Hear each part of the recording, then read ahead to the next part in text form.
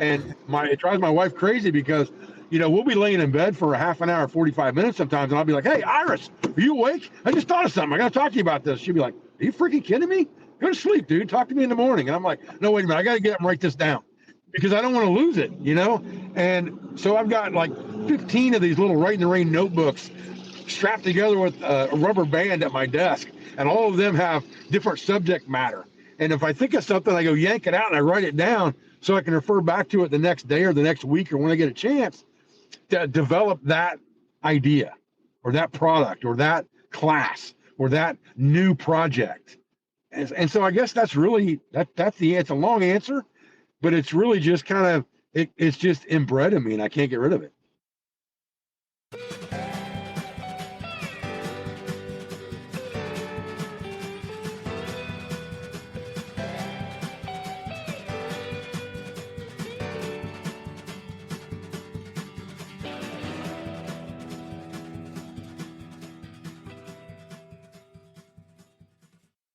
Hi, guys. Welcome back to Campfire Chats with Honorable Outfitters. Today, we have a very special guest. We have Dave Canterbury. Now, most of you, if not all of you, already know this gentleman from his long-standing history in the campcraft and bushcraft community. He was on some television series. He's now been on lots of different newscasting sources for missing people. The guy is just a superstar in the outdoor world. He travels all over the world. And as a guest at various different wilderness survival schools. Dave, I really appreciate you coming on and taking your time out of your day for this. Oh, it's not a problem at all, buddy. All right. So we're going to start off with a couple warm-up questions. Could you share some insights into your personal background and how your love for history and the outdoors developed? I've always been a history fan, even in school. That was kind of my favorite subject was history. And I grew up kind of going camping and things like that with my father. I kind of had a unique situation because my parents were divorced when I was about 2 years old. And so my stepfather was kind of the woodsman, the hunter. He would go, he'd take me fishing and squirrel hunting, deer hunting, mushroom hunting, all that kind of stuff, taught me how to trap. And then my real father, he was a dive instructor, but he was also kind of an adrenaline junkie. So he used to fly hang gliders and that kind of stuff. And so we spent a lot of time around the water and things like that when I was a kid with him. So I spent about half of my childhood down Dell Hollow Reservoir, down Tennessee, doing various things like that. And then the other half up in Indiana in the woods, running the White River area and banks, doing stuff with my stepdad. So I kind of got that eclectic childhood of the outdoors from kind of both sides of the coin. And so I kind of grew up loving the outdoors. And I spent some time, down with one of my grandfathers in Shoals, Indiana, which is way deep south Indiana in the woods in the middle of nowhere. He had built his own cabin, dug his own well. He was kind of a self-sufficient living guy back in the, late 60s, early 70s, before it was cool like it is now to be, off the grid. He lived off the grid. And I kind of spent a lot of time with him down there as well. And so I had a childhood growing up around that stuff, and it just gave me a great love for the outdoors and nature. I was kind of a science geek when I was a kid too. I collected reptiles and fossils and all kinds of rocks and all that kind of stuff. And so I just kind of grew up around this stuff and always loved it. And then after I got out of the military, I just decided that I wanted to spend a lot more time outdoors. So I did a lot of things, including reenacting. I did 18th century reenacting for many years, spent quite a bit of time down in Dana Boone National Forest. And I ran with a lot of the guys that are really famous, without dropping any names, in that genre for a while, learning things as well.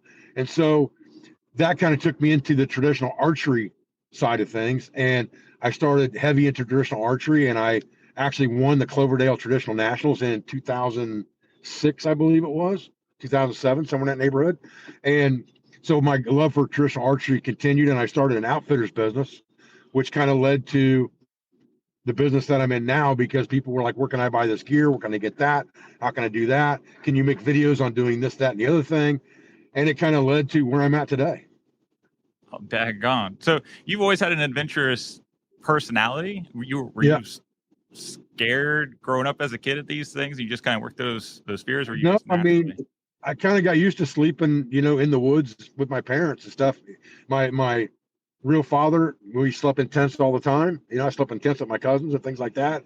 Cowboy camped in front of the campfire down at the lake a lot of times. And then obviously out in the woods hunting and trapping with my stepfather. We spent a lot of nights out in the woods, and he was big on that, just throw a sleeping bag on the ground beside the fire and go to sleep and don't worry about it. And so I kind of grew up with all those noises of animals and things that would bother people in the woods, and it just never really bothered me. Oh, nice. That's cool. Were there any specific historic events or outdoor experiences that had a profound or serious impact on you? No, I don't. I'd be searching to say that there was, because I think it's just a matter of kind of everything. I mean, I think my first taste of a survival type scenario happened down in Florida, where I actually could say, I was a little bit worried about what the outcome was going to be. And I was a commercial fisherman down in Florida, and I was working with a guy on a boat, and we were doing inland mullet fishing. And we had taken a skiff and pushed it deep into a slough during the mullet row season, pretty far away from the boat. Actually, you couldn't see the boat from where we were at for sure. And when we got done, the tide was going out, and so the boat was in pretty shallow water. But we got back in the boat, and the boat wouldn't start. We had a whole skiff full of mullet. We had a whole cooler full of mullet that we'd shucked, and we didn't have a whole lot of water because we were only, maybe an hour and a half from the boat dock or the fish house, and the boat wouldn't start. So we were kind of stranded out there in an area where not too many people other than another commercial fisherman would go. And that was kind of his private spot, and the commercial fisherman kind of respected that. So the chance of somebody coming by was maybe they will, maybe they won't. And we ended up getting stuck out there for about 2.5 days with very little water. We were actually drinking the cooler water. I don't even think about this, but we ended up drinking the fish water out of the cooler to get fresh water because we ran out of fresh water. And some weather came in. It was pretty nasty. We were kind of hunkered down in the boat under tarps. And finally, about 2.5 days in, somebody came looking for him because he didn't come into the fish house that night or the next morning. So somebody actually came looking for us and found us. But that was probably the closest I've been to a really crappy scenario. And it kind of woke me up to the fact that, you should be more prepared when you go do things, even if you assume everything's going to be all right. Daggone. Man, that's harrowing. That's absolutely terrifying, especially in deep water. It wasn't deep water. It wasn't deep water. It was in a shallow area, but it was in an area where off the coast where lots of weather comes in, you get lots of lightning storms and things like that. And if you're surrounded by salt water, it doesn't matter how deep or shallow it is. If you can't get out of the boat and walk, right, you're still stuck. You know what I mean? Man, that's an interest. I've never heard you talk about that experience on any of your other interviews or anything I've seen of yours. So you were in the military. You worked as a commercial fisherman for a period of time. What other things have you done? Well, I worked as a commercial fisherman because I was running a reptile farm for a guy. I was kind of like the manager of the farm. And this commercial fisherman used to come out there a lot and bring turtles that he had caught in his net, not sea turtles, a brackish water turtle, terrapin. And he would bring them out there and he would sell them to the reptile farm. And he was out one day and we were in the venomous room, and that's where I stored all of my dive gear, because I was a certified diver because my father was a dive instructor. So I got certified when I was 13. And so I had a bunch of dive gear in this venomous room, just a storage in the corner. And he walked into that venomous room with me one day and he's like, "Hey man, are you a diver?" And I'm like, "Yeah." And we had gotten to be pretty good friends just from him coming back and forth to the farm and things like that. And he said, "You know what?" He said, "How'd you like to make some real money?" And I said, "Well, what's that going to take? What's that look like, And he said, "I'll tell you what, I got this boat and I'm a commercial fisherman. I do a lot of shallow water fishing around shallow water wrecks where people have like sunk in a houseboat or sunk in a speedboat or something like that in, 15, 20 feet of water." And he would go out and he would drop a net around that wreck because a lot of the fish would congregate around that wreck. A lot of the, the snappers and the groupers and things like that would congregate around those wrecks. And he said, "But when I drop my nets around those wrecks, a lot of times the fish won't all just jump in the net because they'll hang on the wreck." He said, "If I had a diver that was willing to jump in the water in that net and use a power head to shoot the hull of the vessel with like a power head, like a 357 power head out of a spear gun, then it scares all the fish and they blow right into the net." And he said, "While you're down there, if there's any like big groupers or something hanging a hole in the wreck or a piece of pipe or something, you could just spear gun those and bring them up and shoot them in the head. That pays $5 a pound at the fish house, and you can have all that money. And I'll give you 50% of everything else we catch just for helping me out and getting the nets off the wrecks and scaring the fish out of the wrecks into my nets and helping me shuck fish out of the nets." And so we built a relationship based around that for a long period of time. And then what changed all of that was when commercial fishing got outlawed in Florida within 3 miles of shore. And when that happened, it kind of sunk my career, I guess, if you want to call it that, in that realm of things. And so I just kind of, at that point, it's kind of personal, but my real mother was dying of cancer. She'd had cancer for several years at that point. And so I decided to kind of pick up stakes in Florida and move back to Indiana to spend time with my mom until she passed away. And you just kind of stayed in the area after that? Yep. I was born there in Indiana anyway, so I just kind of, once I came back home, I just kind of stayed home. Gotcha. What sparked your interest in living history, and how did it shape your perspective? It shaped my. We'll get to that in a minute, I guess. The sparking of it, I think, came from the first time I went to Friendship, Indiana. Mm-hmm. That's a big one. Oh yeah. Well, I lived in Indiana, so I was familiar with the event, and I went to the event a couple times when I was younger, and I liked it a lot. And then when I got back to Indiana, I was like, you know what, I'm going to go check this out again. And I went a couple more times before I actually got into the reenacting end of it. And then I found out after I had gone there that I started reading up on it and doing some research, and of course found people like Mark Baker. And so that kind of sparked my interest in the 18th century end of it. And when I started doing that 18th century reenacting and started really doing the living history portion of it, it kind of got me to that discovery of all the things that they could do with very little accoutrements on their person. They didn't carry very much stuff. And that kind of really was what started that research road to the 10 C's of survivability, because that research from the 18th century back to like Utsi the Iceman, that whole time period there, if you look at the evidence of the archaeological evidence, they really carried the 5 C's 99.99999% of the time. And other than that, it was just something to secure food or something for personal security or protection. Everything else kind of fell into those categories of the 5 C's. And so that's really what kind of developed that mentality. Now, for those listeners and viewers, can you just quickly recap what the 5 C's are of your Sure, system? I'm sorry. I apologize. Yeah. So, tools that have been proven throughout time to be carried by people that are critical to survival, but also difficult to recreate from the landscape without a specialized skill level or specialized material, are cutting tools, combustion devices to make fire, cover elements to protect your body and protect you from exterior elements, containers to be able to cook food, boil water, things like that, and then cordages to be able to tie, lash, and bind. And those are really kind of the 5 C's I developed in that system. And it's not really one of each of these items. It's multiples of these items in the category. They're categories of items of things you're going to carry to base your kit on. And then you add and subtract things as you go to find out what works for you. Nice. Have you ever had a conversation out there in Indiana with James Townsend or his father back in the day when you were doing your living history? I have not had a direct conversation with James Townsend. He's one of the only people probably big in that industry that I haven't spoken to personally. Oh, man, we got to make that happen someday, man. That would be good, man. That would be good. That'd be a good conversation. How did your gradual interest in wilderness survival lead you to start your own wilderness survival school? Okay, so that kind of came about, again, during that period of time when I was doing some reenacting and doing some outfitting at the same time. And I actually was, it's a funny story. I was actually napping arrowheads from glass and obsidian in my kitchen on a tarp. And my brother-in-law came over to the house and he was watching what I was doing.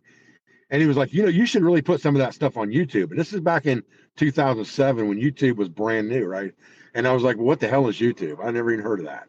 And he's like, oh, you got to check it out. There's people making videos of how to do stuff, and you can put your videos on there and people watch it and they learn from you. And I'm like, really? Okay, well, let me check that out.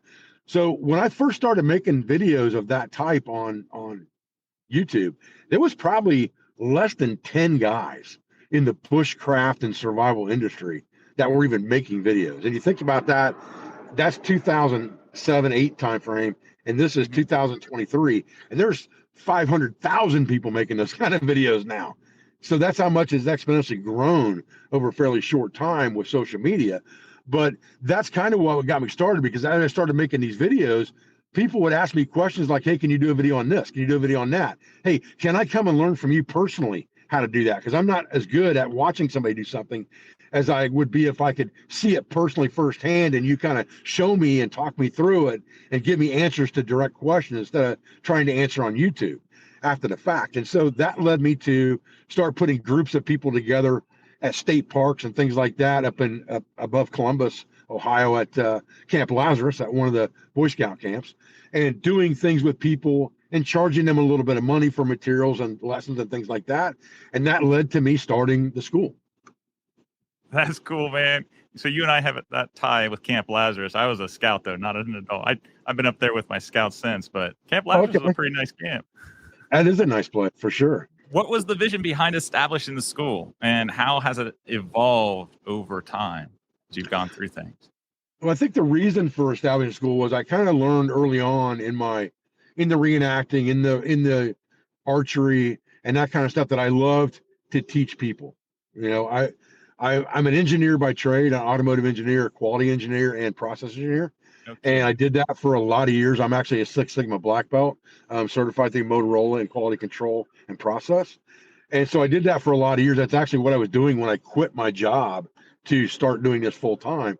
I was actually driving 2 hours every day, one way to work in a Jeep with no top, 365 days a year, pretty much, in Ohio. So you know what that's like, bundled up, snow mask on with no top on a Jeep.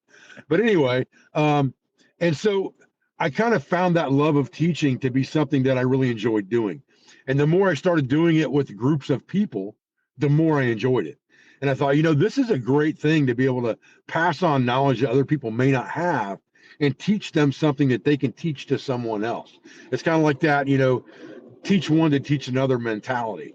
And so that really grew inside me. And I just decided, this is what I want to do. I want to be a teacher. The business end of this, the whole Self-Reliance Outfitters and the whole big corporate business, all of that to me is just a bonus, because I really created the school and just a small part of that business before anything else. And the school's always been what really mattered to me, is the teaching. And if I can provide myself with a living from that, and a peripheral living from writing books and selling gear and things like that, that feeds that ability to be able to teach full time, then that's what I'm going to do. And that's what I've decided to do, for my whole life now. Man, you are a passionate teacher, and it comes through on all the videos and all your interactions that I see on the Facebook group that you guys have. Like, you walk the walk and talk the talk when it comes to teaching. And, as a professional teacher, there's lots of others who I've seen out in the wild, so to speak, who are just natural teachers. And it all comes from that passion that you have. If you have no passion, you're going to be a horrible teacher. I agree.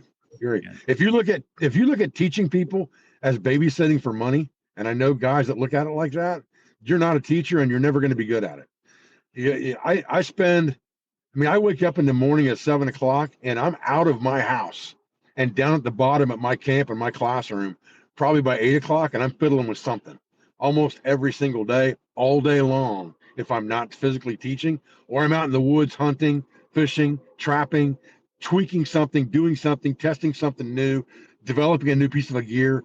And I live that life because I love it so much. And if you don't love it, you can't live it. It's just like every day's a vacation if you love what you're doing. That's the old saying, right? And there's no question about that in my mind.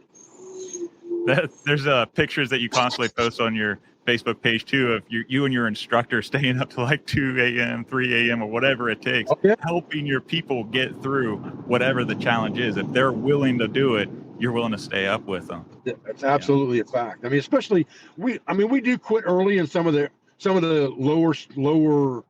lower end classes. I say lower end by like less skill level required or less of a testing required, like the basic level classes, some of the bushcrafting classes. Those classes we usually quit around. I'm a big daylight to dark guy. I like starting at daylight, stopping at dark. Unfortunately, in the summertime, that becomes 14 hours instead of 12, but that's just life. I love that, so it doesn't matter to me. But when it comes to your more advanced level classes, intermediate, advanced bushcraft, things like that, yes, we're going to stay up all night long to make sure that you get done what you got to get done, that if you need any help, we're there for you. And we'll take shifts just sleeping in the dirt. The class before this last one, a guy made a comment. He was like, "You reminded me of the Wicked Witch of the West on Wizard of Oz, because you were like, your head was underneath your four-wheeler and your feet were sticking out and you had a tarp over your legs and you were asleep on the dirt. And I'm like, well, I was just catching a couple hours in between while somebody else was teaching someone else, and it's like, but that passion is what I have. I don't need a fancy, shelter that takes 40 hours to build. I can pull up somewhere in the dirt and just throw my blanket on the ground, and I'm good with that. It doesn't bother me. You think some of your military background has something to do with it? I hear military guys say that all the time, the Army and Marines, man. I really don't know about that. I mean, we did spend a lot of time in the field on and off when I was in the military, and I did spend some time in Central America, but I think that ability to be comfortable outdoors and be comfortable with minimal stuff really just came from actually being a kid and doing this stuff all the time with my cousins and my parents and things like that. It just became, like, hey, we're just going to sleep out here by the fire tonight, throw a sleep bag on the ground, and that's good. That's not a problem. And so it grew up not being an issue, so I don't look at it as an issue now. I think people that have never camped before or just started camping recently in their life or just started doing this whole bushcraft and survival thing late in life don't have that advantage, and so they're not comfortable with it. It takes a while to get to that point. They think they have to have a tent, or they have to have a hammock, or they have to have an elaborate shelter with a fire and all of those things, when if in reality, 90% of the time, if I go out by myself, and probably 75% of the time, even in classes with my instructors, we don't even build a fire unless we're going to cook food. We just flop on the ground and go to sleep. And that's what I'm used to, and it doesn't bother me. You mentioned in your previous statements that you're constantly outdoors, you're constantly experimenting, you're constantly trying new things. When it comes into the products that you sell, what inspired you to venture into that aspect of the outdoor industry?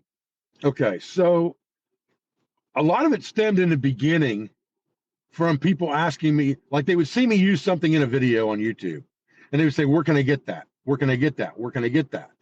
And some of the things that I were using at that point in time, just like our forefathers, just like, Miller and Verrill and Gibson and Nesmith and Kephart, I used a lot of surplus stuff because it was readily available and it was cheap.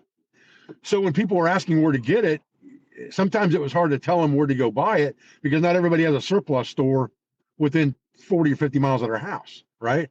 So I started looking for this stuff and seeking this stuff and going to gun shows and places I could buy surplus stuff, and I would buy it and I would resell it to people who were looking for it. And that led to working with some other companies that were developing kit and things that I liked really well. And then that kind of led into, my claim to fame, if you want to call it that, in the outdoor gear world is stainless steel cookware. That's really our mainstay, right?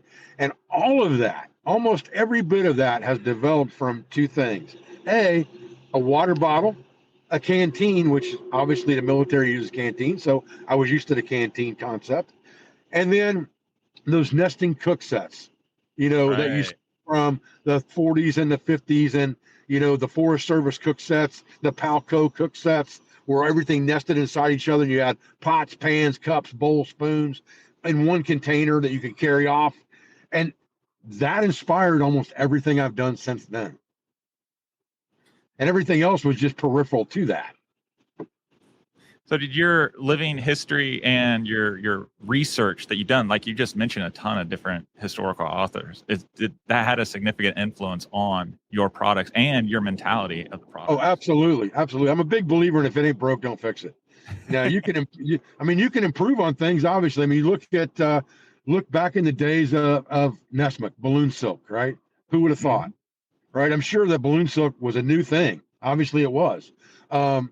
But once he's found that new thing and it was lighter and it was good for what he wanted and it fit his mentality of the outdoors in carrying less and being able to do the same things, he latched onto it. And for me, it's kind of like, how can I improve this product? It's not broke, but how can I improve it? Continuous improvement is an engineering thing. It's a quality engineering thing. Continuous improvement and being able to reduce the amount of variability within processes, all of that is basic survival mentality to me. And being able to improve on these older cooked systems by making new materials, by making simple improvements and handle designs and things like that, that's what led me to where I'm at today. So living history and history itself has the biggest impact on my mentality and business of anything next to my engineering background. Oh man, that is cool. That is rich. Awesome. Thank you. For listeners unfamiliar with your Wilderness Survival School, what are the core principles and skills that you guys teach there? So we teach a couple different paths, if you will, at our school. They all kind of lead to the same end result, but we have a survival series of courses, which just teaches people, whether they're new to the woods or they've been doing it for 50 years, it takes them through the basics of how to survive or thrive in that 24 to 72 hour scenario or a little bit beyond.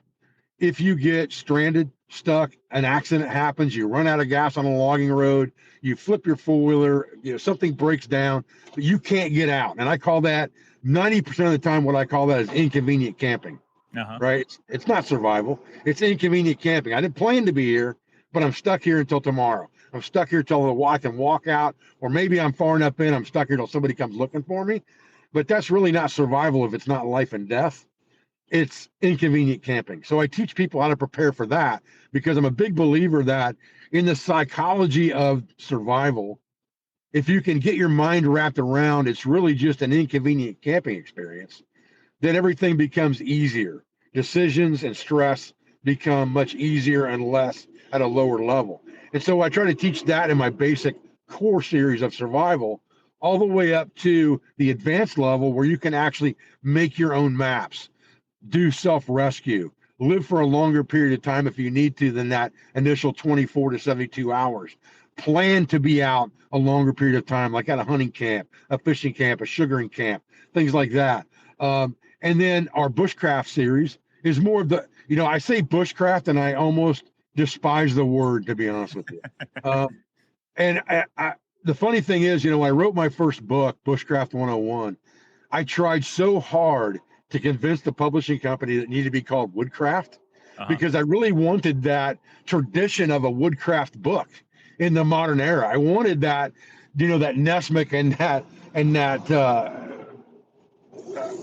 of course, Kephart camping and woodcraft. I wanted that to move on and live through history. And they said, you know what, in this day and age, according to the algorithms, according to the computer, according to the powers that be, if we type in woodcraft, we're going to go to fine woodworking. And people are going to look for a book on fine woodworking.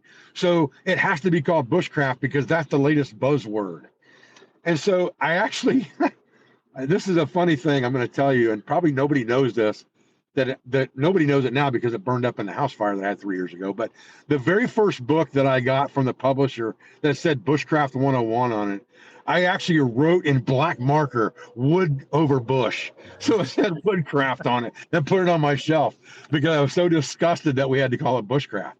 But, now that I look at it in hindsight, after selling over 1 million copies of that book and it being translated into 14 foreign languages already, bushcraft was probably the smart decision.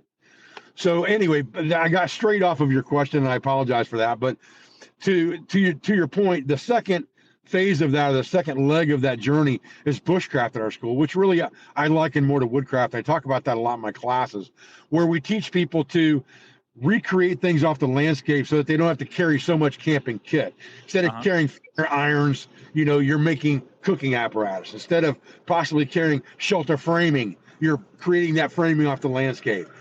Being able to use additional things like withies and vines to conserve your cordage. Being able to make fire with flint and steel instead of necessarily relying on things that are completely expendable, like flint and steel, like matches, like cigarette lighters, so that you can extend that resource by creating fire constantly by making char every time, because a flint and steel is never going to wear out. You can always find another rock, and a steel is never going to wear out. I've got one that's probably over 100 years old now. It still works like the day it was made. So that stuff gives you longevity to be able to stay in the woods longer and conserve resources and carry less. And that's what I try to teach people in woodcraft and bushcraft. So we have two different avenues there that you can go. And then we have a lot of peripheral classes that kind of blend with the two. We have a rope clinic. We have a medicinal plants class. We have a Appalachian folk skills class. We have wilderness first aid. We have intensive navigation. There's several that we have that are kind of peripheral to both of those that you kind of pick and choose from depending on what avenue you chose to go.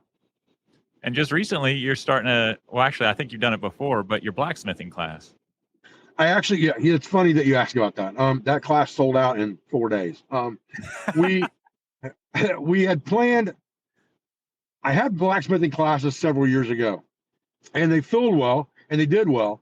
The problem with blacksmithing classes is they are intensive classes for people to do, and you can only do so many people at one time. Right. And so what I was finding is I didn't have time to do as many blacksmithing classes as I wanted to do, and then still do everything else. So I kind of had to make a choice. But I had people beating me up for so long about blacksmithing classes that I decided once I got my new classroom down at the bottom finished, and I actually had a physical overhang down there, like a pole barn type building that we used for a classroom, and I had another overhang over a large fire pit, that we could move all of that blacksmithing equipment down there and maybe do more people at one time. So we opened this class up to 10 people where I used to only allow 6.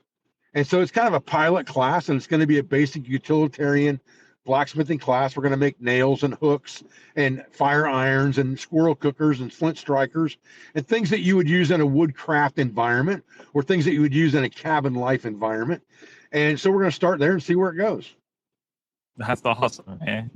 Can you share some success stories of your classes? It's hard for me to share direct stories, but I get lots and lots of emails. Every week I get an email from somebody that's either related to a video they watched or a class they took that paid off big dividends for them in their normal life. Whether it was, I got a flat tire and I plugged it with a piece of paracord, and then it has absolutely happened. I've had a guy who actually got a flat tire, had a tire repair kit in his vehicle, but he didn't have any of the plugs, and he doubled paracord up through that punch device and shoved it in his tire and aired it back up and made it to wherever he needed to go to get the tire fixed properly. So the little simple things like that of multi-use items that you carry every day in your kit, to all the way up to, my family and I ran out of gas somewhere or had a problem with our vehicle and we got stuck for a couple of days. And because of the things that we had in our car, because of your videos, we were good to go. It became a family experience that we'll never forget, even though at the time it just sucked, And so I get a lot of that kind of stuff. I get a lot of stuff that people that say, I was on a road, whether it's from PTSD or addiction to some substance or just depression in general, or even a catastrophic injury that caused them a huge backset in their outdoor lifestyle. I get emails all the time from people like that that say, watching your videos, going out and practicing your teachings, following your system, watching your attitude day in and day out has changed my life. And I really appreciate that. And I can't tell you how humbling that is to get emails like that, like I said, at least on a monthly basis, but a lot of times even on a weekly basis. I can tell you from my personal experience that you've influenced me when I started my YouTube channel back in 2020. It was really just a way to connect with my students because we were remote. And I had so much time on my hand. I really wanted to start a YouTube channel focusing on Civil War reenacting, living history, right? Okay. And as that kind of fizzled out, I found some gear that I had, and I was wanting to do some research on. I think it might have been the Stonebridge lantern. Stonebridge folding lantern. Yeah, you had a video on it. I was like, wait, what's this? And I watched your video about that and your description of it. And then it got me on a rabbit hole, man. I was just starting to watch all your stuff, saw the one with your pack and making your pack. Like, you've inspired so many people, including myself. And I thank you for the time and instruction that you give just the world, man. Like, well, I appreciate that, man. I mean, I think there's a lot of people, and not to stray off the subject too much of what you're talking about, because I think that's an awesome compliment to me that happened to you. And I think it happens to other people too. Without a doubt, I hear about it. But what I really think is important, and I think that you're in the same mindset that I am, I think there's two different schools of thought with YouTube today. I think you have the school of thought of, I'm going to go on YouTube so I can get rich. I'm going to make a bunch of money. I'm going to be the next guy with 1 million subscribers that makes $12,000 or $14,000 or $50,000 a month off YouTube. And then there's the school of thought that I have that I don't care if I make another dime off YouTube. It's a means to an end because it's education. It's a way for me to reach people that will never be able to come to my school, that can never afford to come there, don't have the means to come there, or they live too far away to ever come there. And I can reach them through social media and give them instruction that will teach them. So it's an extension of my school that's actually on YouTube. And if it happens to feed my business, great. If it happens to feed sales of my books, great. If it happens to feed my school, great. If it happens to make me a little extra money because my channel's monetized, great. But I will never complain that I'm not making enough money off YouTube or that I'm not getting enough views on YouTube, because that's not why I'm doing it. And I think I think you have that mindset. And there's a few people out there that do, but there's a lot of people that don't. And I think it's a shame, because YouTube should really be for guys like us. It should be a teaching platform, not necessarily a monetary platform. And one should just be a benefit of the other. Yeah, I agree. The education side of it is so powerful. The outreach, the impact you can make on people's life really is powerful. And just friendships. Like there's people that I've inadvertently met through YouTube. They reached out to me and carried on then through Facebook and stuff. And it's really cool how it connects people. It's unbelievable. I mean, it's made so many connections for me overseas and the travels that I do and things like that. And if you think about that, the power of social media and the reason maybe that this hobby, if you will, this educational platform is getting so big is because social media has such a wide reach. I mean, if you think about it, back in the day, if you look at like Woodcraft and Camping by Horace Kephart, how many of those books do you think he actually sold during the time it was actually written? I would venture to say, I have no idea. I don't know if you could even research that to figure it out, but I would venture a guess that it was probably less than 10,000, probably in the first 4 or 5 years that it was written. And if he'd had social media at that point in time, where he could have advertised that book to millions and millions of people, and just instead of just the people who were probably subscribed to different hunting and trail magazines at that point in time, or publishing houses that could put out letters and press releases through the mail, his reach would have been phenomenal and astronomical. And it would have been Horace Kephart selling 1 million copies in 5 or 10 years. It wouldn't have been, or Nesmith for that matter. Nesmith's reach really came from from writing magazine articles, right. And obviously, right? And that reach allowed him to sell probably quite a few books, as well as his articles being big and reprinted even to this day. But when you look at that, look at how many people today are buying those books. I would venture to say that there are 10 times the amount of sales of those books today than there was when they were written. Oh, for sure. And to me, that is a legacy, and that's what I'm after.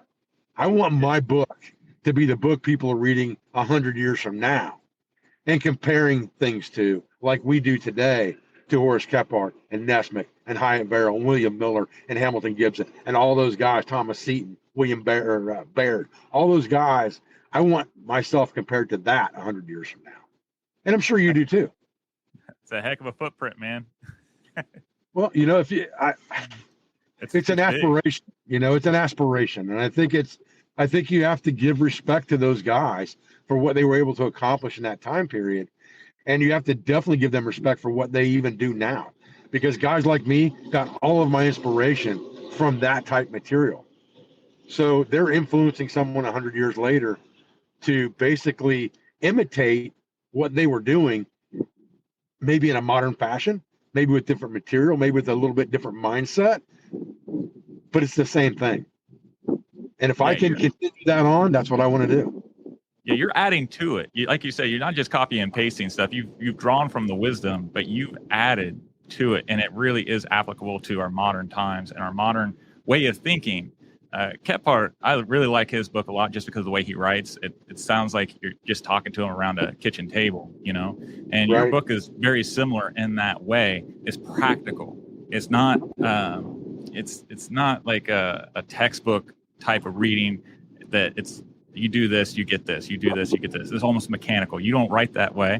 Kephart didn't write that way. Nesmith was okay. I like his stuff, but it doesn't have all the detail and how to like Kephart did. I think Kephart did a better job of teaching, but he was a professional writer, you know? Yes. But yeah, Yes. your book is definitely well on its way. In fact, I think it is, honestly. Like, I think your book is right there with them. Like best-selling books. It's reaching across all these different countries. It's getting interpreted in so many different languages. Man, I think you're there. I think your aspirations have. Well, I appreciate that. I appreciate that. So, what have been some most rewarding moments in your journey as the founder and instructor of the school? You know, I think that if I told you, you might be surprised, because it's probably something that I've talked about a lot of things with you today I haven't talked to a lot of people about. And I think it's because I feel a connection with what you do more than I do somebody who invites me to a podcast who is just trying to get views on a podcast, or they, have a podcast that does a lot of varying subject matter. And so they want to bring a subject matter guy in and they pick me. I think you have the similar mindset that I have. And so I feel more comfortable talking to you about this stuff in my personal life. But to me, the most satisfying thing that I've done so far is being able to not only make it so that my wife doesn't have to work and she can enjoy our grandchildren every day of her life, right? When she grew up poor, to the fact that my mother, my father, my brother, my cousins, his best friend growing up, and a couple of their best friends growing up have a job and a livelihood that I created. So they don't have to worry. So it comes down to, a lot of people in our day and age, and maybe even worse in the millennial day and age, but a lot of kids kind of bank on what their parents have to support their future. In other words, one of these days my parents are going to be gone and I'm going to have what they have. I'm trying to give my parents what I have now, so they don't have to worry about their future, and what they have is kind of come from me. And I think it's kind of a reverse mentality of the way things are looked at nowadays. But I want to basically give my parents what they didn't have now, instead of waiting to have what I didn't have till my parents are gone and getting it from them. You understand what I mean by that? Yeah, for sure. That's the whole point of life, in my opinion. Better the opportunities for the next generation, but also hopefully give back to the generation that came before you. And then obviously, yes, I want to leave something behind for my granddaughter, my grandchildren in general. I say my granddaughter like she was the first and she's kind of, the favorite, obviously. But my grandchildren in general, I want them to have something when I'm gone to, if I could have, do you know Libby Kephart? Yeah. Okay. So I know Libby Kephart as well. If my granddaughter turns into Libby Kephart, I will be looking down from wherever I'm at saying, I did my job. Because she does nothing but brag about her grandfather, and she pushes his legacy to the limit. She is involved in his legacy. And if my granddaughter ends up being like Libby Kephart, I will have done everything I need to do on this earth. For those viewers and listeners who don't know, if you are on Facebook, Libby Kephart is a big contributor, and she's probably the admin, or at least one of the admins of the Kephart Nesmic Brotherhood Facebook group. And she's, like Mr. Canterbury said, she's always on there. Anything that you post on there about her grandpa, and she comments about it. Like, you're right. Like, she adores the man. Absolutely. For sure. Are there any challenges you face when establishing the school that you can share? The challenges I faced are really still challenges today. Finding the people with the proper mindset to teach alongside you is a difficult thing, that don't expect you to do something for them that they could do for themselves. That's difficult. Finding someone who has that teacher mindset we've talked about, that's not really there for any reason, but they love to teach. And if they make money out of it, that's a bonus. If they get notoriety out of it, that's a bonus. Those are hard people to find. And so that's been one of the biggest struggles of my business. I'll get a group of guys for 4 or 5 years, and all of a sudden they want more. They expected more. They didn't get they're not as famous as they thought they were going to be. They're not making as much money as they hoped they were going to make. Well, if you came here for those reasons, You came here for the wrong reasons to begin with. Now, Right. if you just don't enjoy teaching anymore, you hate being around people and you can't stand teaching, then okay, I get it. You made the wrong choice. But if you came here under false pretenses, because I don't have any bones about telling people, you're not going to get rich working here. I'm not going to make you famous. I'll promote you. I'll push you. I'll help you. I'll give you all the free gear you want. I'll help you do whatever you need to do. But I can't make you rich and I can't make you famous. You have to do that yourself. So if that's the mindset you came into this with, then you wasted my time and yours. And that's probably one of the biggest struggles in this business, is to find that synergy of people. I've got a couple good ones. I mean, I've got one that's been with me for 15 years. Well, I'd say 13 years anyway. Kevin Baxter, who is big in scouting, big in reenactment, I was on the board of the reenactment of Vincennes every year. So he's got that similar mindset. He's been a scout leader. He's been a scout master. He knows how to teach. He loves teaching people and passing on that knowledge. And he's been with me for 13 years because he had the same expectations I did when he came into it. He came to one class at my school and he's been with me ever since for 13 years. And I can tell you now that I'm probably more loyal to him than anyone other than family and my wife, because I would give that guy anything I owned to help him out because I believe in him and he believes in me. And that's the kind of guys I want around me. And those are hard to find. And so that really is the biggest struggle. The next biggest struggle with a school is the school constantly outgrowing itself and having to figure out what you're going to do to fix that. Like I said, I started teaching at like scout camps and things like that. Well, you very quickly outgrow that because you can't get them as often as you want them. You can't find a place to teach as often as you want it. So now you got to find your own land. And so I leased about 40 acres in the beginning there was a house on and 40 acres of land that was wooded, had a couple caves on it. It's been in some videos of past. It's where the Journal of the Year was shot. And I outgrew it. When you're using resources for every class, and you need to make these navigation courses that are more intensive and larger in scale for more advanced classes and more advanced teachings, you run out of room very quickly. And I feel like I've been blessed almost every step of the way that God's probably given me everything I have and put it where it needed to be at the right moment in time. Even if it was a mistake that I made, there was a reason it was made, I think. And it put me in a position where God wanted me to be to do something else. And so when we were looking for another place to have the school, of all places to find something, my wife found our current property on Craigslist. It was in bankruptcy. And so it allowed us to get a larger piece of property that actually backed up directly on 3 sides to a 4,000 acre wildlife area. And so, again, I think that everything happens for a reason. I think God gives you things when you need them. And that was when we really needed it because the school was bursting at the seams. We were running out of resources. We were looking for places to go. And my wife happened to find this place and it all worked out because at that point in time, I hadn't really been doing this long enough and I wasn't big enough to have this big chunk of money to say, hey, boom, I'm going to buy this piece of property. My credit wasn't the greatest at that point in time, and I've had to work hard to get that straightened out. And so I think that because I was divorced and that trashed my credit. And so all of those things kind of fit into a puzzle. And I think that's all God's doing. And I think that being at the right place at the right time, being able to buy land on contract with a guy who just wanted to be able to get his money back out of it and get out of bankruptcy. And he was a good guy. He was a loyal guy. He was a trustworthy guy. All of that doesn't fall into place by accident. Somebody made that happen. So I'm a big believer in that. And I don't talk about it as much as I should sometimes, but on social media nowadays, you get persecuted for talking about things like that. And I feel comfortable talking to you, so I'm telling you. I've had similar experiences. I struggled with faith as a kid. I even went to a Catholic school.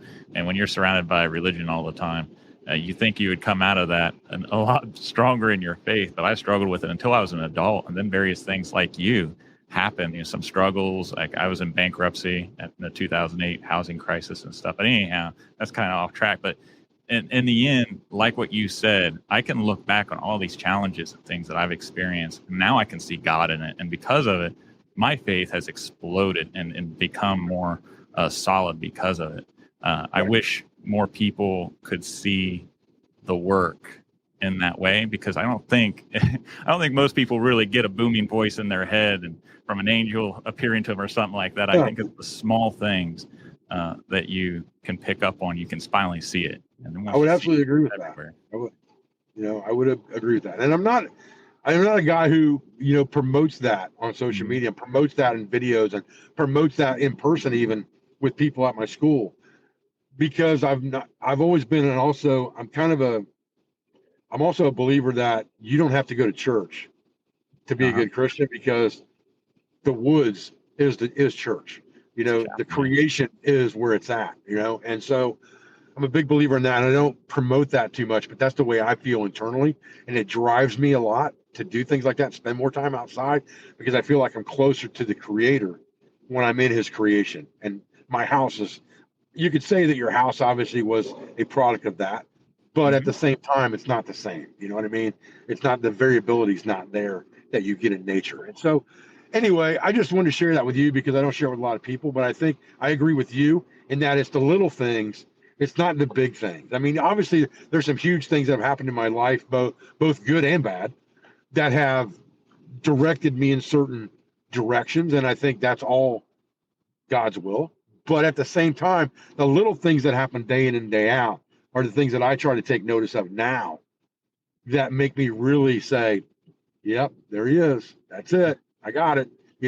Or if I have a challenge for the day, or a challenge for the week, or something happens at my school where I lose someone I don't think I should have lost, or someone does me wrong, it's like, okay, well, there was something to that. There's a lesson to be learned there. I just got to figure out what it is, and I'll get through it. It's not a big deal. And so I don't dwell on that kind of stuff. That's why on my YouTube channel, you never see me take the low road on social media. You never see me bashing people or talking bad about people on social media, whether it's businesses or individuals. And I don't do it in videos really either, except to defend myself once in a while a little bit without saying, but at the same time, I just don't think it's a necessary evil. I think it's something that, if you're positive all the time, that's going to create positivity around you. And if you're thankful for everything you have, then you're going to continue to receive. As soon as you get disgruntled with life's going to start throwing rocks at you. I just believe that. Agreed. Can you share any upcoming projects or initiatives that you're enthusiastic about, either with your school or outdoor company? I can, brother, and you're going to be the first guy. How about that? Okay. Awesome. So, a couple things going on right now.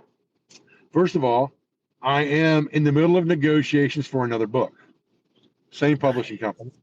This one's going to be called, working title at the moment, but I hope they stick with it, 101 Bushcraft Projects. So Bushcraft 101, 101 Bushcraft Projects. Oh, that'd be cool. So it's going to be in sections, obviously, from campcraft to fire making to, cordage craft, containers. But it's going to be 101 different projects that are woodcraft. Let's just say it out loud. That are woodcraft projects. But it's going to be titled Bushcraft. So anyway, and I don't mind splurting that out there. It doesn't bother me a bit. So that's a big thing going on. I usually this is my time really to write, is from that time frame of November to February, because that's trapping hunting season for me. I don't teach a lot of classes on purpose, because that's my downtime. That's the time I take to hunt. I take to trap. I take to write. I take personal time with my family. Iris and I generally take a couple of weeks and go somewhere, and that type of stuff. That's my vacation period. Like teachers take a 3-month vacation in the summer, I take my vacation in the winter. But anyway, beyond that, I actually have a phone call I've got to get on as soon as I get off of this podcast with a production company in Ireland that is shooting some kind of a survival series in Ireland.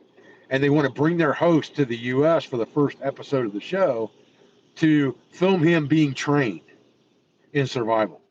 And so we're going to film that for 3 days at the school. And that's going to be toward the end of this month.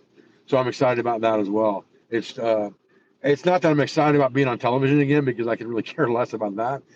It's that I'm excited about another opportunity to work with another country. I've never worked in Ireland before or with the Irish people before too much. So I made one trip to Ireland and it lasted about a week and then I was gone. But I've never had a chance to work with a lot of Irish people and get, the name Pathfinder School and the name Dave Canterbury into the Irish eye, per se. And I would love to do that. So them coming over and filming that and it airing on Irish television is going to be a good thing. And I think it's going to be an enjoyable experience for me to teach someone who, I won't say there's a language barrier because they speak English, but I know enough Irish people, there's a language barrier, let me tell you, because it's hard to understand what they're saying. So it's going to be a fun challenge to him to understand me and me to understand him and trying to train him at the same time. Oh, that's going to be a blast, man. Yeah, all right, so I got some rapid fire questions for you because I know your time is valuable.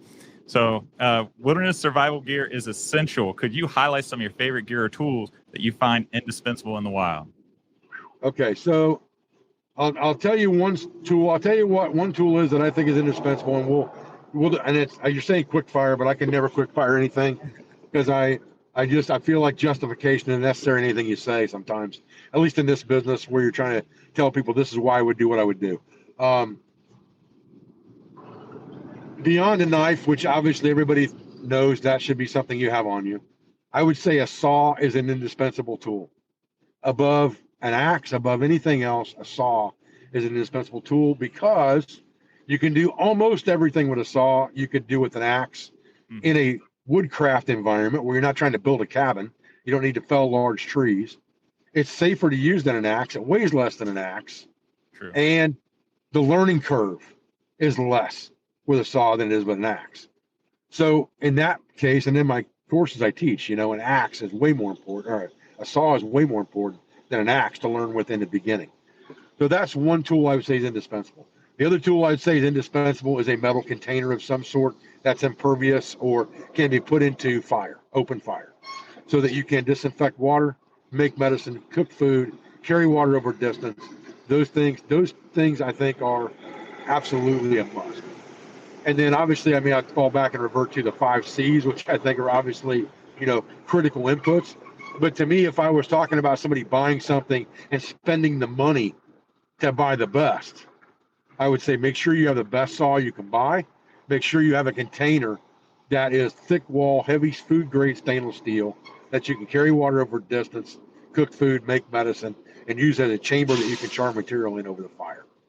And then everything else you can get away with cheaper stuff. I can go buy a $10 steel nylon or a $10 crappy tarp from Walmart, and the thing would last me for a month if I needed it to. I can buy the cheapest ferro rod on the market, and if I have the skill level to use it, it's going to be fine. Or with my skill level, I'll just make a bow drill fire if I have to, right? But I'll use the ferro rod first. A Bic lighter is $1.79. So there's no money in that. If you're talking about indispensable, I would say things that you have to spend the money on to get the quality piece of gear that you absolutely need. And for me, in the 5C realm, that would be a good container and a good, lost my train of thought, and a good saw. Because everything else, I can buy an $18 old Hickory butcher knife, no problem, it's fine.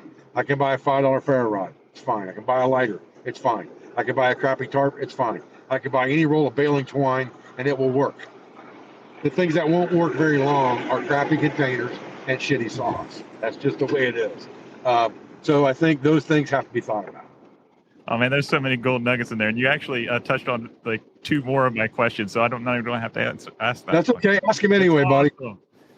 So the next question is, how important is adaptability in wilderness survival and outdoor adventures? I think it is critical thinking and adaptability are the key to survival. That's just it to me. That is the key element to survival, is being able to understand what the problem really is and then being able to analyze it to the point that you can fix it and eliminate the variability. There's an engineering formula that I tell people about in survival all the time, because I think engineering and survival go hand in hand in a lot of ways. And formula is Y equals F of X. And what that means is the output is always a function of the inputs, and the inputs variable affect the output.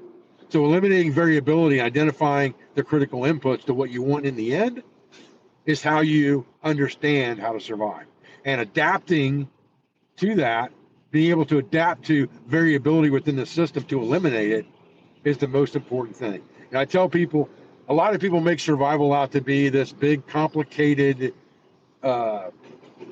thing that costs a lot of money to learn. Let's put it that way, okay? To me, survival boils down to 3 very simple things. Don't bleed out, don't get too hot, don't get too cold. It's that simple. If you can avoid those 3 things, you're okay. And so understanding how to do that is the key. Understanding the variability within all the things that you need, the goals you need to accomplish to avoid those 3 things and adapt to them is where survival's at. If you look at adaptation through human history, it's quite evident. And I'm a big believer in if it ain't broke, don't fix it. That's solid. What's your all-time favorite historical period or figure? Well, that is a tough one there. That's a tough one. That's a tough one because, I'm so drawn to so many different areas of history, whether it's prehistoric history with Oates of the Iceman, or whether it's current or more localized history with people like Fred Bear from the 1960s. So I have to fall back to my guy, Horace Kephart. I have to fall back to that period where woodcraft and camping had went beyond just the let's go on vacation to get away from the rat race of the factory to we're going out and we're going to hunt, we're going to fish, we're going to camp, we're going to fellowship, we're going to have fun, we're going to take our buddies, we're going to have a good time. This is not necessarily a vacation, it's an experience. And I think that really draws me to the most in history, I think. That's a great answer. As an instructor and mentor, what is the most important piece of advice you give to individuals pursuing wilderness survival skills? Do not be afraid to think outside the box and always keep an open mind. That's solid. You've had a long and diverse career in outdoor industry. What motivates and inspires you to continue pushing the boundaries of your expertise? Man, you know what? To me, I don't even know what the exact answer to that is, other than it is in my soul. Because anything I do, whether it is developing a new class, improving a current class, teaching someone something they've never done before, developing a new product, finding out what's going to be the best material to use for a certain line of items. All of that stuff to me is the thrill of the chase and the kill, right? It's the kill. That to me, that's what it is, the hunt, right? It's the thrill of the chase and the hunt. And that's so ingrained in my body that everything I do becomes that. It's where can I find my next cold handle skillet, right? If I drive past an antique mall, I'm turning around if I've never been there. I'm like, there's got to be a cold handle skillet in there. Hell, there might be a bush pot in there. I got to go stop and check that out. Who knows when I'm going to find that Abercrombie and Fitch sleeping bag, right? It's the thrill of the chase, right? That's what it is. And when I develop a new product, for me, it's like, it's not only do I think this product is awesome, it's how many other people are going to think this is awesome. And I guess the gauge to that's how many of you sell, and the benefit of that's making money. But really, that's not my focus. My focus is how many other people are going to love this? How many other people is this going to benefit?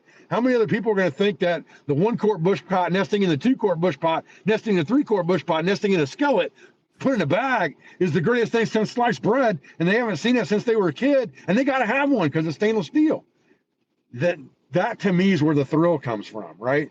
The money is just a side benefit. To me, it's the thrill of creation and the hunt that really draws me into all of it. It's in my soul. I can't get rid of it. I can't stop. It's competitive nature, I guess, in a way. And it drives my wife crazy because, we'll be laying in bed for a half an hour, 45 minutes sometimes, and I'll be like, hey, Iris, are you awake? I just thought of something. I got to talk to you about this. She'll be like, are you freaking kidding me? Go to sleep, dude. Talk to me in the morning. And I'm like, no, wait a minute. I got to get up and write this down because I don't want to lose it, And so I've got like 15 of these little Write in the Rain notebooks strapped together with a rubber band at my desk, and all of them have different subject matter. And if I think of something, I go yank it out and I write it down so I can refer back to it the next day or the next week or when I get a chance to develop that idea or that product or that class or that new project. And so I guess that's really it's a long answer, but it's really just kind of it's just inbred in me and I can't get rid of it. It's in my gene. That's the answer. That is the best answer. Man, the passion you just conveyed and everything just speaks volumes right there about you and your values, your priorities. It really does. Finally, last question. What message would you like to convey to our podcast and video listeners who share your passion for history, outdoor skills, and adventure? I would say that you should do the maximum amount of research that you can do on any subject matter that you feel strikes your fancy. And one of the things that I believe in greatly is what I call immersion training. Pick a subject and do it till you can't do it wrong. Then move on to something else. Do that till you can't do it wrong, and then revisit the last one to make sure it became muscle memory before you moved on. And I think if you do that, you can understand whatever subject matter it is you want to understand, whether it's living history, whether it's bushcraft, whether it's survival, whether it's hunting, fishing, camping in general, trapping, whatever the subject matter is that drives you to learn, immerse yourself in that subject matter until you can't do it wrong, and then find a new passion, because you always will find something else that drives you. Even in the midst of doing one subject, you're going to get off in a rabbit hole on other things, and you can't be tempted to do that. You kind of have to put that rabbit off to the side and put him in another hole for a minute and concentrate on this one, and then follow back in there when you get done. So you get caught chasing the cheese for so long that you get lost in the maze. Well said. But to my my younger students, my middle schoolers, that'd be just be a lifelong learner. I mean, that's it. I mean, every day I try to learn something new. You know, if I can't glean something new every day, then I feel slighted when I go to sleep. You know, I'm like, damn, I didn't learn anything today. I didn't have any new ideas. I didn't come up with any new projects. I didn't change anything in a class. I didn't do nothing today. But if I do a lot of stuff in one day, you know, yesterday I just made a comment last night to my wife. We were getting ready to eat supper, and I was like, you know what? I feel really accomplished today. I got a lot of stuff done on social media. I got a really good video shot for SRO. I developed a new technique for being able to do something in a class. And I even rehandled an axe head that a lot of people said wouldn't be able to happen because it would be junk because it had a plastic handle on video. And I knew I could do it. It's just a matter of looking at it and finding out how. And then it was like, okay, all that made me feel really good. Whereas if I just sat around on the computer all day and not done anything and stayed in the house and watched, you know, TikTok videos till my mind was numb, I would have felt very unaccomplished. So continuing to learn, continuing to strive, continuing to try and find new things and new avenues in your life, I think it's really, really important every day, because when you stop doing that is when you start dying, I think. Amen. You know, my father is a big inspiration to me. And I know you said we're almost done. I just want to get this out really quick because I think it's important. But my father worked for RCA for 30 years, and he retired. And when he retired, he couldn't stand it. And one of his friends that retired at the same time actually died within a couple months of retiring. And I think my dad took that to heart and blamed the fact that he retired on that, because he hadn't really been sick the whole time my dad had known him. Mm-hmm. So my dad got a job at Home Depot, became a manager at Home Depot after he was retired from RCA. And then when I started my business and it got so big I couldn't handle it myself, I asked him and my brother to come in and help me manage and run this business. And I took him out of Home Depot to help me run SRO. He's actually the vice president of Pathfinder. My brother's the CFO and I'm the president. And so now at 86 years old, he gets up every morning. He goes to the knife shop. He checks on their production schedule for the day before, checks what materials they need ordered, and check what's in the next knife run, what's coming back from Waterjet, what's out for heat treat, what's out for logo, where they're at on final production to go to the shop or to the warehouse. Then he drives another 15 miles from the airport to the warehouse over on the south side of Indianapolis and checks in with my brother to make sure that everything's okay for the day. And then by noon, he's home eating lunch with mom and he's done for the day. But every day it gives him a reason to get up and do something. And at 86 years old, he can still do that. And I just hope and pray that at 86, I can still do that. Oh, man, that is awesome. 86 years old, still that active. That is pretty impressive. Every day. Well, before we leave, are there any upcoming classes or promotions or anything that you want to let our listeners know to check out on your website or on your school? So I would tell people a couple things. I would say go to selfrelianceoutfitters.com. go to the training tab, pull the training tab down, and that will give you, the training tab will give you a list of classes that you can go to see what class are coming up in your future. There is an event in Vinton County, Ohio in 2024. You can go to their website. It's called Old School Survival Boot Camp. We've kind of thrown in with them this year for our Pathfinder gathering, and we'll be at that event doing the entire Pathfinder experience, plus supporting the Old School Survival Boot Camp in Vinton County. And you can find early bird tickets to that. I think they're like $99. You can find early bird tickets to that if you go to OSS's website. And then I would just tell you to, keep an eye on social media for me and for you. New things coming up all the time. And I hope to see you at a class or an event as soon as I can. What are your handles on Facebook or on YouTube or any other handles that you have? You can find almost everything by just looking up my name directly or looking at Pathfinder Survival. My handle on Facebook is actually Woodland Bushcraft. That's awesome. Thank you so much, Dave, for joining us today on Campfire Chats. This has been an awesome discussion with you. I love talking to you. This is a great opportunity that you've given me and my viewers and our listeners. I really appreciate it, man. No problem, brother. I like what you do. Thank you. I hope you have a great day. Everybody else, make sure to check out all those links. We'll catch you guys later. Take care. Okay, buddy. Thanks.